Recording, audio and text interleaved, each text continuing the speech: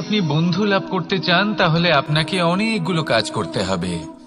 প্রথমে একজন যোগ্য পাত্র সন্ধান করতে হবে, তারপর তার সাথে সময় কাটাতে হবে, সুখ দুঃখে তার সাথে থাকতে হবে, তবে গিয়ে সে বন্ধু হবে। কিন্তু যদি আপনি শত্রু খুঁজতে চান তাহলে কোথাও যাওয়ার দরকার নেই, কারণ আপনার সবথেকে বড় শত্রু আর কোথাও নেই, আপনারই মনের মধ্যে, আপনার চেতনায় রয়েছে। ক্রোধ, মোহ, লোভ, কাম, মদ, মাৎসর্য। এমন 6 সবথেকে বড় শত্রু যা আপনার আগামী 7 জন্ম নষ্ট করে দিতে পারে যদি আপনি এদের না সামলাতে পারেন। এবার এদের সাথে যদি যুদ্ধ করতে হয় তাহলে একটা মহাভারতের মতো দেখুন, যেখানে অর্জুনও আপনি আর কৃষ্ণও সেই আপনি। কারণ এই যুদ্ধ আর অন্য কারোর সাথে নয়, বরং নিজের সাথে। এগুলো অন্তর মনের যুদ্ধ, আর এটা জয় করা যেতে পারে নিয়ন্ত্রণ এবং অনবরত চেষ্টার দ্বারা। তাই এটাই করুন, এই 6 শত্রুকে পরাজিত করুন এবং আমার সাথে ভালোবেসে বলুন, রাধা রাধা। বেশিরভাগ মানুষই এই কথা জানেন যে আমাদের শরীর 5টি তত্ত্ব দ্বারা নির্মিত, যাকে আমরা পঞ্চতত্ত্ব বলি: জল, অগ্নি, বায়ু, ধরিত্রী এবং আকাশ। এবার এই কথা আমরা সকলে জানি, কিন্তু এগুলোর সাথে কিছু গুণ জড়িয়ে রয়েছে যেগুলো আমরা দেখতে পাই না। যদি এই গুণগুলি আমরা আত্মসাৎ করতে শিখে যাই তাহলে সাক্ষাৎ পরমেশ্বরের দর্শন আমরা পেতে পারি। যদি কথা বলি প্রথম তত্ত্বের, জলের কথা, জল যা প্রত্যেক জ্বলনকে শীতলতা প্রদান করে। এই জলকে দেখুন, যা শুধু প্রবাহিত হতে জানে, থামতে জানে না। জল পাথরের সাথে সংঘর্ষ করতে জানে, যার পথে অনেক বাধা আসে, কিন্তু সে প্রবাহিত হতে থাকে। নিরাকার হলো এই জল, যে কোনো পাত্রেই রাখুন না কেন তার আকার ধারণ করে নেবে। এটাই হলো এর বিশেষত্ব এবং এটাই হলো আমাদের শিক্ষা। কিভাবে প্রবাহমান থাকতে হবে, কিভাবে আমাদের থামলে চলবে না, তাতে আমাদের পথের মধ্যে যতই যেরকমই সমস্যা আসুক না কেন, আমাদের এই জলের মতোই নিরাকার হয়ে যে কোনো পরিস্থিতিতেই প্রবাহমান থাকতে হবে।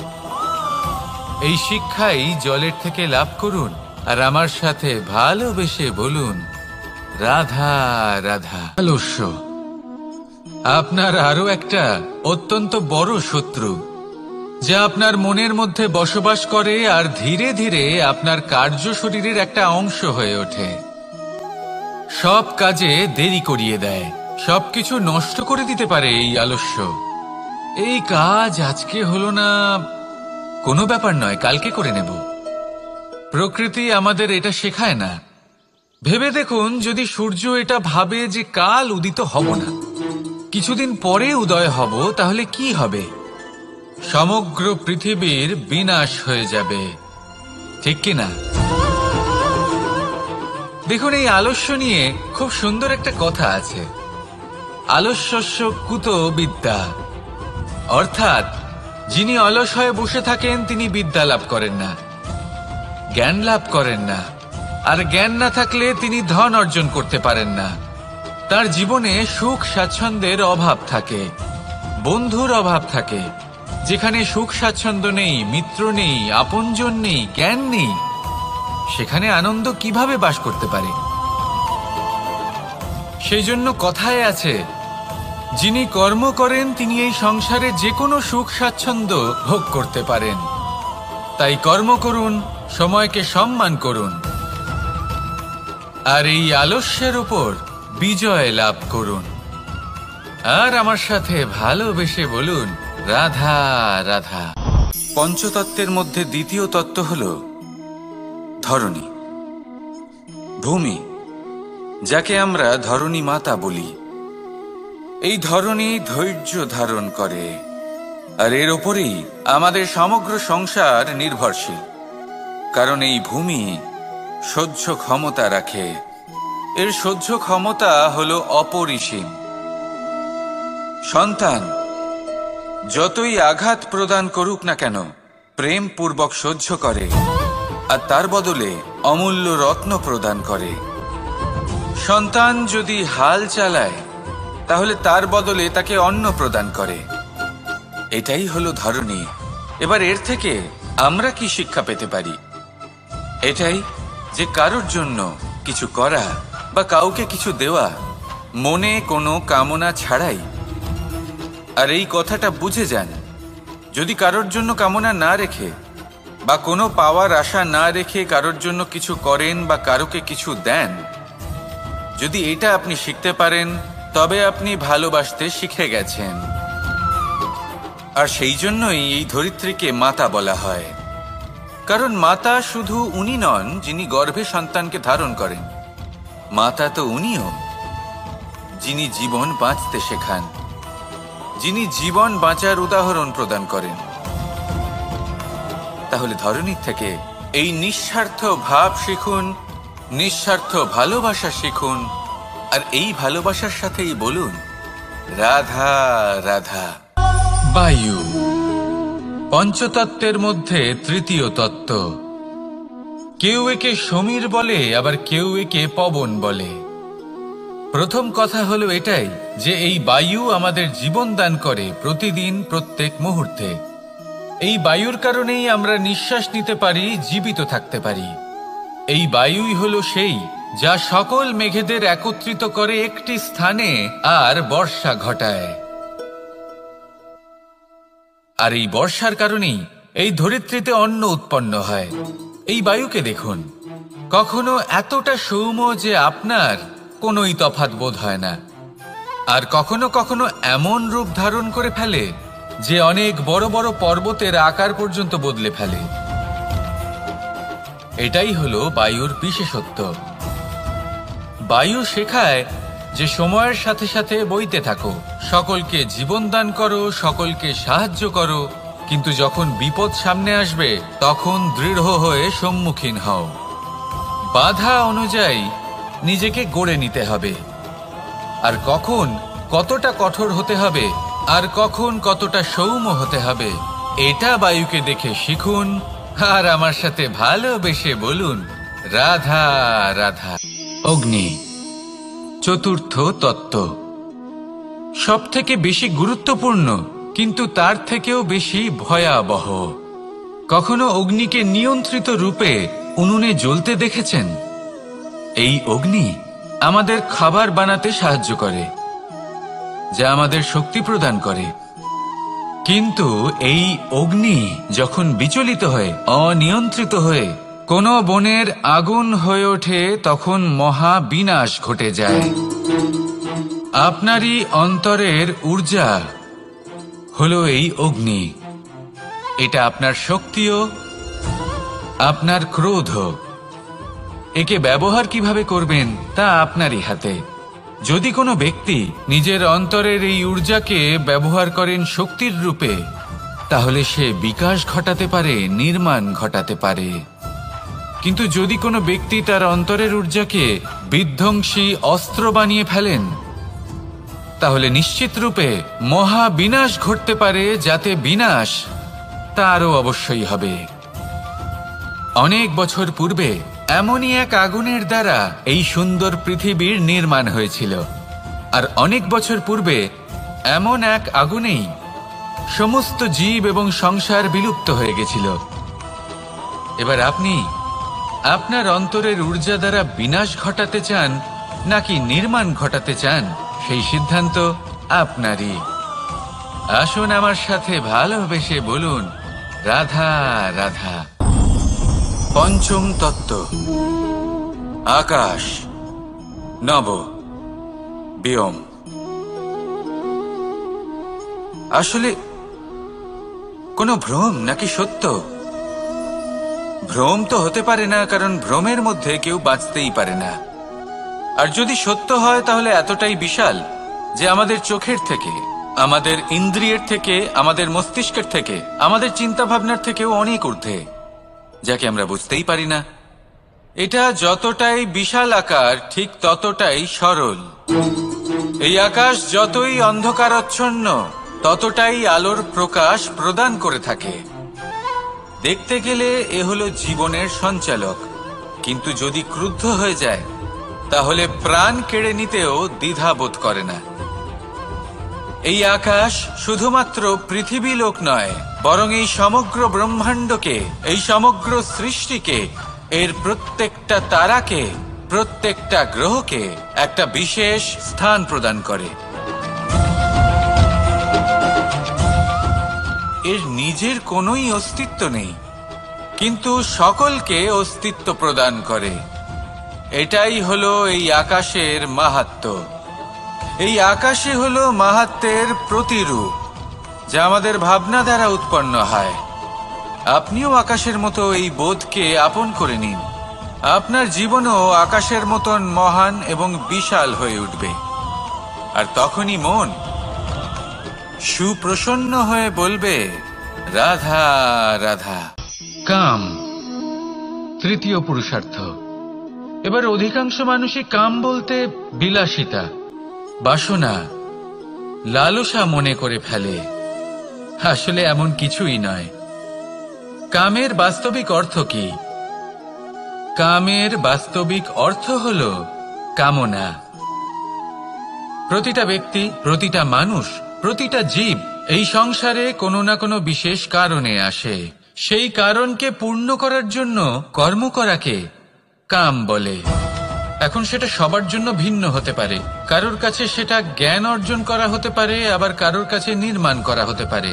কারোর জন্য পরিবারকে সঞ্চালন করা হতে পারে, আবার কারোর জন্য এই সংসার থেকে পাপ দূর করা হতে পারে। কিন্তু সবথেকে গুরুত্বপূর্ণ হলো যে মানুষ যেন নিজের কর্ম ঠিক করে করে, সম্পূর্ণ যত্ন নিয়ে করে। তৃতীয় পুরুষার্থ মানে এই কাম। এটার অনুচিত অর্থ নিজেকে বোঝানো মানেই সমগ্র জীবনকে অর্থহীন করে দেওয়া। তাই প্রেম দ্বারা আপনার এই সংসারে আসার কারণটাকে অনুসন্ধান করুন, আর এই প্রেমের সাথেই বলুন, রাধা রাধা। এবার এই পুরুষার্থের বিষয়ে আপনারা অবশ্যই শুনেছেন। মোক্ষ, চতুর্থ পুরুষার্থ। আপনারা কি জানেন এই মোক্ষ আসলে কি? ধর্ম, অর্থ, কামনার পালন করতে করতে মৃত্যু লাভ করা, এটাই কি মোক্ষ? না, মোক্ষ হলো সেটাই যা জন্ম এবং মৃত্যুর ঊর্ধ্বে। প্রত্যেক ব্যক্তি, প্রত্যেক জীবই সংসারে কোনো না কোনো বিশেষ প্রয়োজনে আসে। ধর্মপথে, সৎপথে অর্থ উপার্জন করা, প্রয়োজনকে পূর্ণ করার চেষ্টা করতে করতে সেই প্রয়োজনকে পূর্ণ করা তাকে মুক্তির পথে নিয়ে যায়, যা হলো মোক্ষ। যদি এই মোক্ষ লাভ না হয় তাহলে মানুষ জন্ম এবং মৃত্যুর এই চক্রে বারবার ফিরে আসবে। তাই নিঃস্বার্থভাবে সদ্ভাব নিয়ে কর্ম করুন, সকলকে ভালোবাসুন, আর আমার সাথে বলুন, রাধা রাধা। মানুষ বড়ই বিচিত্র প্রাণী। অধিক থেকে অধিকতর ধন লাভ করার চেষ্টায় নিজের শরীরকে নষ্ট করে ফেলেন, নিজের শক্তি হারিয়ে ফেলেন, নিজের সামর্থ্য হারিয়ে ফেলেন। আর যে ধন লাভ করেন সেটা কোথায় যায়? সেই শক্তি, সেই সামর্থ্যকে আবার ফিরে পাওয়ার জন্য। আর কিছু মানুষ জীবন এমনভাবে যাপন করেন যেন তা কখনোই শেষ হবে না। কিন্তু শেষ তো সবারই হবে। আর যখনই শেষটা কাছে চলে আসে তখন মানুষ এটা বুঝতে পারেন যে সে জীবনকে উপভোগ করেননি। তার কারণটা কি? লালসা। এই লালসা জন্ম দেয় লোভকে, আর এই লোভ জন্ম দেয় আপনারই বিনাশকে। সেই জন্য আজ আপনার কাছে যা কিছু আছে, যেমনটা আছে, তার সাথে জীবন যাপন করুন, পূর্ণরূপে যাপন করুন। আপনার কাছে যতই ধন, শক্তি, মান থাকুক, তা সবার মধ্যে ভাগ করতে শিখুন। ভাগ করলে ভালোবাসা বাড়ে, আর এই ভালোবাসা দ্বারা জীবন আরো সুখময় হয়ে ওঠে। তাহলে আসুন আর আমার সাথে ভালোবেসে বলুন, রাধা রাধা। মন, জীবনে যখনই কোনো বস্তু বা সুখ স্বাচ্ছন্দ্য অধিক মাত্রায় আপনার কাছে চলে আসে, তখন নিজেকে শ্রেষ্ঠ মনে করার একটা প্রবণতা দেখা যায়, যা হয় আত্মবিশ্বাসে পরিণত হয়, নয়তো অহংকারে। এবার আত্মবিশ্বাস আর অহংকারের মধ্যে অনেক বড় পার্থক্য রয়েছে। আমি এটা করতে পারি, আমি ওটাও করতে পারি, এ হলো আত্মবিশ্বাস। শুধুমাত্র আমি এটা করতে পারি, শুধুমাত্র আমি ওটাও করতে পারি, আমি হলাম সর্বশ্রেষ্ঠ, এটা হলো অহংকার। এবার এই অহংকার এর ধ্বনি অনেক দূর প্রবাহিত হয়, আর এর প্রহার সর্বপ্রথম আপনাকে বিপর্যস্ত করে। এবার এই অহংকার এর বিপরীত শব্দ হলো বিনয়, অর্থাৎ নিজের ঊর্ধ্বে উঠে অন্যের বিষয় ভাবনা চিন্তা করা, সংসারের বিষয়ে ভাবা। এই বিনয়ী হবার চেষ্টা করুন, একের থেকে অনেক হওয়ার চেষ্টা করুন এবং একসাথে থাকার চেষ্টা করুন। নিশ্চিত রূপেই আপনি বিকাশের কারণ হবেন। মত্ততা থেকে নিজেকে দূরে রাখুন, অহংকার থেকে নিজেকে দূরে রাখুন। এই মন প্রসন্ন হয়ে বলবে রাধা রাধা। জীবনে যখন কোনো ব্যক্তি নিজের লক্ষ্য প্রাপ্তির জন্য নিরন্তর পরিশ্রম করতে থাকেন, চেষ্টা করতে থাকেন, তখন তিনি কষ্ট অনুভব করেন, কখনো শারীরিক কষ্ট, কখনো মানসিক কষ্ট। এবার উনি এটা ভাবতে থাকেন যে আমি কি উচিত করছি নাকি অনুচিত করছি। কারণ অন্যদিকে এমন একজন ব্যক্তিও আছেন যিনি একদমই পরিশ্রম চেষ্টা করছেন না। তিনি মদিরা পান করেন, বিলাসিতায় জীবন কাটান, অলস প্রকৃতির হয়ে ওঠেন, নিদ্রাতে বিলীন হয়ে থাকেন আর ভাবেন যে তিনি সুখ লাভ করছেন। কিন্তু এরকম কেন হয়? কারণ যখন আমরা সৎ পথে থাকি, উচিত পথে চলি, লক্ষ্য প্রাপ্ত করার জন্য চেষ্টা করতে থাকি, তখন আমাদের ভেতরে থাকা নেতিবাচক শক্তি এবং পাপ এই দেহকে ত্যাগ করে দেয়। আর এই অনুভূতিটাই আমাদের দুঃখের অনুভূতি দেয়, কষ্ট দেয়। এবার সেখানে যদি আমরা কুপথে চলি, অনুচিত পথে চলতে থাকি, তাহলে আমাদের ভেতরে থাকা পুণ্য এবং ধনাত্মক শক্তি আমাদের দেহ ত্যাগ করে দেয়। আর এই অনুভূতির কারণেই আমরা সুখ অনুভব করি। কিন্তু কখনো ভাববেন যে এই সুখ বেশি সময় পর্যন্ত থাকে না। সেই জন্য সবসময় মনে রাখবেন, যদি আপনি জানেন যে এটাই আপনার লক্ষ্য, এটাই উচিত পথ, শুভ পথ, তাতে নিরন্তরভাবে এগিয়ে যেতে চেষ্টা করতে থাকুন। এই কষ্ট আপনাকে সুখের পরাকাষ্ঠায় কখন পৌঁছে দেবে তা আপনি জানতেই পারবেন না। আসুন আমার সাথে ভালোবেসে বলুন রাধা রাধা। ঈর্ষা আমাদেরই মনে বসবাস করা আরো একটা শত্রু। তবে এই শত্রু কখনো কখনো আমাদের জন্য লাভদায়কও হতে পারে, কিন্তু যদি আমরা সতর্ক না থাকি তাহলে সেটা ততটাই ঘাতক হয়ে উঠতে পারে। যদি আপনার কোনো প্রতিদ্বন্দ্বী থেকে থাকে যে এগিয়ে চলেছে, তাকে দেখে আপনার মনে ঈর্ষা উৎপন্ন হয়, আর ঈর্ষাবশত আপনি নিরন্তর চেষ্টা করতে থাকেন, পরিশ্রম করতে থাকেন সামনে এগোনোর জন্য, তাহলে তার দ্বারা আপনার বিকাশই হবে। কিন্তু যদি আপনি নিজের বিরোধীকে শেষ করতে দেওয়ার জন্য অগ্রসর হন, তাকে বিনাশ করার জন্য অগ্রসর হন, তাহলে এই ঈর্ষা প্রথমে আপনার বিনাশ অবশ্যই করবে। একটা কথা আছে, এটা পশু প্রবৃত্তি, আপনি শুধুই নিজের বিকাশের কথা ভাববেন। তিনিই হলেন প্রকৃত মানুষ, যিনি অন্য মানুষের জন্য প্রাণও দিতে পারেন।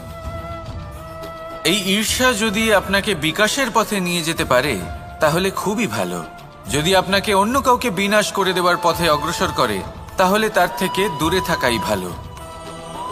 যেমন ধরুন, আপনার কাছে একটা সূচ আছে, যার দ্বারা আপনি ছেঁড়া কাপড়ও সেলাই করতে পারবেন বা অন্য কারোর পাত্রে ছিদ্রও করে দিতে পারবেন। আপনি কি চাইবেন, নিজের বিকাশ নাকি অন্য কারোর বিনাশ? সিদ্ধান্ত আপনারই। আসুন আর আমার সাথে ভালোবেসে বলুন রাধা রাধা। বিষ এবং অমৃত, এর ভিত্তিতেই সংসার চক্র চলতে থাকে। যখন সমুদ্র মন্থন হয়েছিল তখন এই দুই প্রাপ্ত হয়েছিল। প্রথমে বিষ পাওয়া গেল, তারপর অমৃত। জীবন মন্থন করলেও এগুলো লাভ করা যায়। এবার এই যে বিষ, তা হলো অমৃতের থেকে অনেক বেশি শক্তিশালী এবং সেই জন্যই অনেক বেশি ঘাতকও। এবার বোঝার চেষ্টা করি এই বিষ আসলে কি। যে কোনো বস্তু বা কোনো ভাব যদি মাত্রার থেকে বেশি পরিমাণে আপনার কাছে থাকে, প্রয়োজনের থেকে বেশি আপনার কাছে থাকে, তাহলে সেটা আপনার কাছে বিষ সমান হতে পারে। তা সে ধন হোক, শক্তি হোক, সম্মান হোক, ইত্যাদি ইত্যাদি। যদি আপনার কাছে এমন কিছু থেকে থাকে যা মাত্রার থেকে বেশি পরিমাণে আপনার কাছে আছে, তাহলে তাকে ভাগ করতে শিখুন। যদি আপনি ভাগ করতে শিখে যান, তাহলে এই বিষই আপনার জন্য অমৃতে পরিণত হবে, আর তাদের কাছেও অমৃত সমান হয়ে উঠবে যাদের এই সাহায্যের প্রয়োজন। তাহলে ভাগ করে নিতে শিখুন আর আমার সাথে ভালোবেসে বলুন, রাধা রাধা। কোনো বাড়িতে, কোনো পরিবারে যখন কারোর জন্ম হয়, তখন তা কত সুখের মুহূর্ত হয়। সেই ছোট্ট সন্তান যখন কিছুটা বড় হয়, সে হাঁটার চেষ্টা করে, আর সেই প্রক্রিয়াতেও খুব বড় একটা শিক্ষা লুকিয়ে রয়েছে, ঠেলে দেওয়া। যখন আপনি হাঁটতে চান, সামনে এগোতে চান, তখন আপনি কি করেন? নিজের পায়ের তলার যে মাটি, তাকে আপনি পেছনে ঠেলে দেন। ব্যাস, এই একই জিনিস তো জীবনেও শিখতে হবে। এবার যদি আপনি জ্ঞানের পথে অগ্রসর হতে চান, তাহলে অজ্ঞানতাকে পেছনে সরিয়ে দিতে হবে। যদি আপনি প্রকাশের দিকে এগোতে চান, তাহলে অন্ধকারকে পেছনে সরিয়ে দিতে হবে। যদি আপনি ভবিষ্যতে সফল হতে চান, তাহলে অতীতের যে অসফলতাগুলিকে পেছনে সরিয়ে দিতে হবে। যে জল বইতে বইতে থেমে যায়, তাকে আমরা নালা বলে থাকি। তার থেকে দুর্গন্ধ বের হয়। কিন্তু যে জল বইতেই থাকে, তাকেই আমরা পবিত্র জল বলি।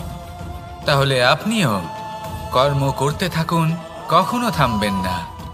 আর আমার সাথে ভালোবেসে বলুন, রাধা রাধা। যোগাসন। যোগাসনে আসন অত্যন্ত গুরুত্বপূর্ণ। এবার আমি বলবো সবথেকে শ্রেষ্ঠ আসন কোনটি। আশ্বাস। নিজেকে আশ্বস্ত করতে থাকুন যে আমি আছি, সব ঠিক হবে, যা হচ্ছে ভালোর জন্য হচ্ছে। এই আশ্বাস আপনাকে জীবনে এমন ধনাত্মক বিশ্বাস দেবে যে আপনি বড় বড় সমস্যার সমাধান করতে পারবেন। এবার যদি কথা বলি সবথেকে কঠিন সময়ের, তাহলে সেটা হলো বিচ্ছেদের। যা মা সীতাকে সহ্য করতে হয়েছে শ্রীরামের জন্য, রাধা কৃষ্ণকেও সহ্য করতে হয়েছে। যে ব্যক্তি বিচ্ছেদের সময় সঠিক পথে চলে এসেছে, সে জীবনে অনেক শ্রেষ্ঠ স্থানে অবশ্যই পৌঁছতে পারবে। এবার যদি কথা বলি সবথেকে জরুরি এবং গুরুত্বপূর্ণ সময়ের, তাহলে সেটা হলো সংযোগ। সকলকে সাহায্য করতে থাকুন। আপনি অন্যদের সাহায্য করে তাদের যত আনন্দ দিতে পারবেন, ততটাই আনন্দ আপনারও জীবনে অবশ্যই আসবে। আসুন আর আমার সাথে ভালোবেসে বলুন, রাধা রাধা। কামবোধ। এটাই আপনার অন্তরের প্রথম শত্রু। বেশিরভাগ মানুষই কামবোধ বলতে লালসা বোঝেন, কিন্তু এটা সম্পূর্ণ সত্য নয়। কামের আসল অর্থ হলো কামনা। এটা খুবই সহজ ব্যাপার। মনুষ্য শরীর থাকলে, মানুষের মন থাকলে, এই কামনা অবশ্যই থাকবে। এবার এটাই দেখতে হবে যে এই কামনা নেতিবাচক কামনা নাকি ইতিবাচক কামনা। অন্য কারোর জিনিসে নজর দেওয়া, অন্য কোনো মানুষের উপর নজর দেওয়া, কোনো অনুচিত বস্তুর দিকে নজর দেওয়া, এই নেতিবাচক কামনা। আর এই দুষ্কামনা মানুষকে দিয়ে অপকর্ম করাবেই করাবে। তাই মনে রাখবেন, যে ব্যক্তি নিজের কামনাকে নিয়ন্ত্রণে রাখতে পারেন, তিনি সঠিক পথেও থাকেন, সঠিক লক্ষ্যে পৌঁছতেও পারেন। যিনি কামনা নিয়ন্ত্রণে রাখতে পারেন না, তিনি তার পথও হারিয়ে ফেলেন এবং লক্ষ্যচ্যুতও হন। তাই মনে রাখবেন, নিজের কামনাগুলিকে নিয়ন্ত্রণে রাখুন। কাম নামক এই শত্রুর ওপর বিজয় লাভ করুন। আর আমার সাথে ভালোবেসে বলুন, রাধা রাধা। ক্রোধ। আপনার অন্তরের আরও একটা শত্রু। এই ক্রোধ আসলে কি? আপনার মনের এক ভাবনা, যা আপনার মনেই উৎপন্ন হয়। এই মন আত্মার সাথে যুক্ত থাকে। এখন একটা ভাবনা যা আত্মার সাথে যুক্ত থাকে, তাকে অনুচিত কেন বলা হয়, সেটা বোঝার চেষ্টা করুন।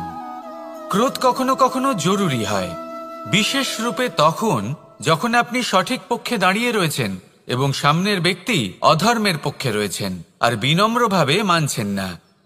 যেমন শ্রীরাম ক্রুদ্ধ হয়েছিলেন সাগরের ওপর, ওটা উচিত ছিল, আর তা ততক্ষণই উচিত যতক্ষণ আপনি ক্রোধকে নিয়ন্ত্রণ করছেন।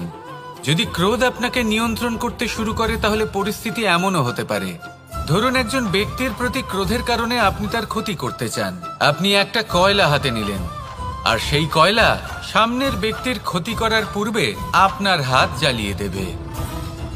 ব্যাস, ক্রোধ এটাই করে, সর্বপ্রথম আপনার ক্ষতি করে, আপনার বিবেক হরণ করে নেয়, আপনি আপনার নিয়ন্ত্রণ হারিয়ে ফেলেন আর সবকিছু নষ্ট হয়ে যায়।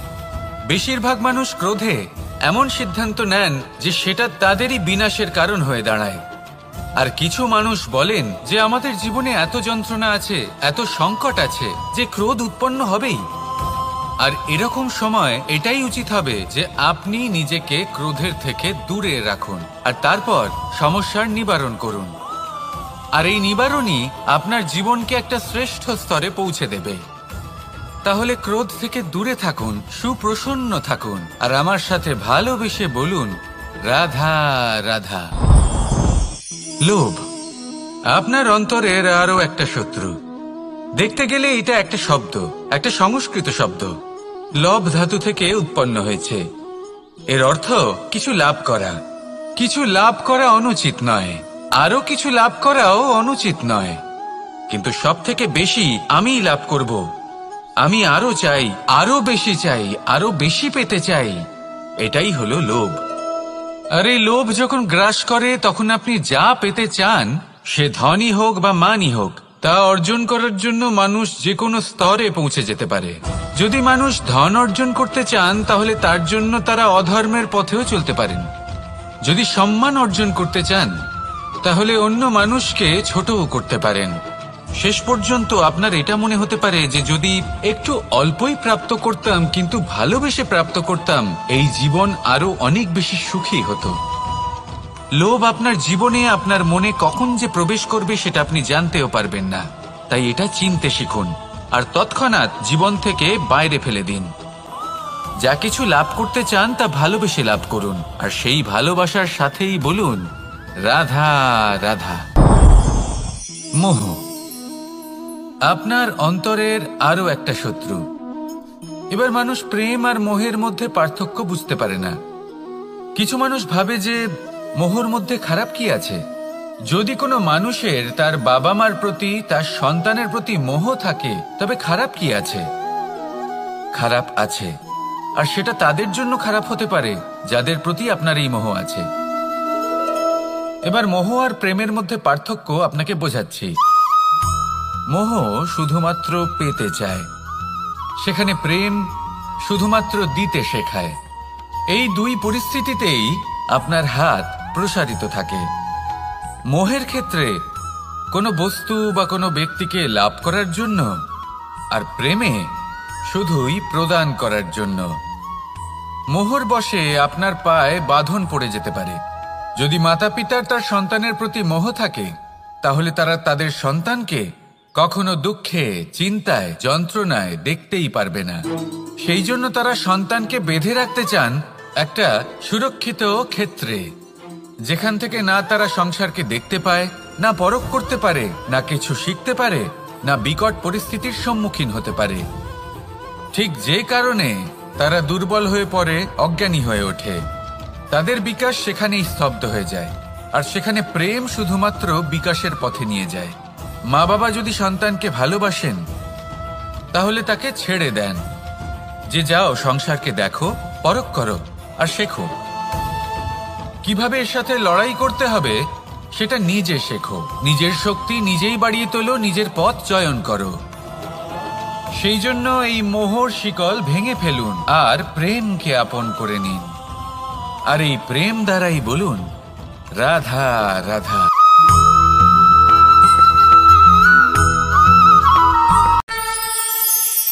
একবার একটা শেয়াল বনে বিচরণ করছিল। ও একটা ছোট্ট শাবক দেখতে পেল। ও ভাবলো আজ একেই আমি খাবার হিসেবে গ্রহণ করব। আশেপাশে দেখলো কেউ দেখছে না তো, কেউ ছিল না, আর সেই শাবকের ওপর আক্রমণ করলো। যা হলো একটা ঘোর অপরাধ। বনের নিয়ম অনুসারে আপনি কখনোই শাবকের উপর আক্রমণ করতে পারেন না। তারপর এই খবরটা যখন রাজা সিংহ জানতে পারলেন, সভার আয়োজন করলেন। কিন্তু সেখানে শেয়াল বলল, আমি তো এরকম কিছু করিনি। কিন্তু যদি আপনি এরকম বলেন, কোনো প্রমাণ দিন, এর কোনো সাক্ষী আছে? তখন রাজা সিংহ পেঁচাকে ডেকে পাঠালেন, যে সেই মুহূর্তে বৃক্ষের শাখার ওপর বসেছিল। সে সব কিছু দেখেছিল। পেঁচা সব সত্যি কথা বলল, আর শেয়ালকে মৃত্যুদণ্ড দেয়া হলো। এবার এই কাহিনী আমি আপনাকে কেন শোনালাম? কারণ মানুষও কখনো কখনো এরকম কর্ম করেন যা শিয়াল করেছে। এটা ভাবেন কেউ দেখছে না, যখন আমি অনুচিত কর্ম করতেই পারি। কিন্তু না, আপনি যাই করুন না কেন, কেউ না কেউ অবশ্যই তা দেখছে। কোনো ব্যক্তি না হলেও কোনো প্রাণী, না হলে কোনো যক্ষ বা দেব বা প্রেত। যদি এনারা কেউ না দেখেন, তাহলে ধরিত্রী মাতা দেখেন, যেখানে দাঁড়িয়ে আপনি সেই কর্ম করছেন, তাই না? তাই একটা কথা সবসময় মনে রাখবেন, কে দেখছেন কে দেখছেন না সেই বিষয়ে ভাবা ছেড়ে দিন। এটা খুব সহজ কথা।